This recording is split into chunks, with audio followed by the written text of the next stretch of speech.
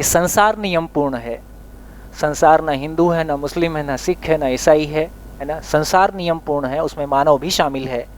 संसार नियम पूर्ण है और खुशी की बात यह है कि मानव में समझने की क्षमता असीम है। मानव में कल्पनाशीलता है, मानव में कर्म स्वतंत्रता है। ये सभी मानव में समान है। धरती के सभी मानव में सोचने की क्षमता, कितना भी सोचें, सोचने की क्षमता खत्म नहीं होती है, बनी ही रहती है। वो उस क्षमता का उपयोग सदुपयोग करे, दुरुपयोग करे, सही दिशा में लगाए, इंजीनियरिंग में लगाए कि फिलॉसफी में लगाए कि मर्डर में लगाए, लेकिन समझने की क्षमता धरती के सभी मानव में, स्त्री पुरुष में या किसी भी व्यक्ति में समान रूप से बनी ही है। इसका मतलब ये हुआ कि यदि संसार नियम पूर्ण है और सभी के पास समझने की क्षमता समान है ही, है ना।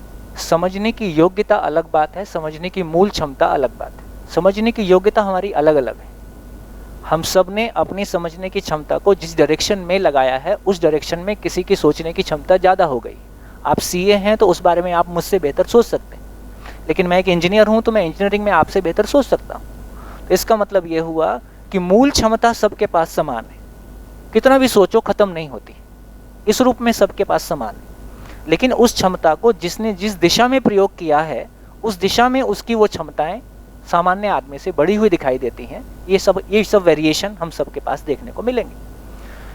तो इसका मतलब ये हुआ कि संसार नियम पूर्ण है, मानव में समझने की क्षमता है। यदि नियम पूर्ण है, यदि नियम, इसका मतलब है हम ये कह रहे हैं कि ये पूरा संसार यूनिवर्सल है। यूनिवर्सल है, यदि वो यूनिवर्सल है तो उसको लॉजिकली समझा जा सकता है। यदि उसको लॉजिकली समझा जा सकता है तो अंडरस्टैंडेबल है। अंडरस्टैंडेबल का प्रमाण है कि वो लिवेबल है। लिवेबल का प्रमाण सभी के लिए लिवेबल है, हेंस वो रेप्लिकेबल है ना। इसी को कह रहे हैं कि वेरीफाइबल है।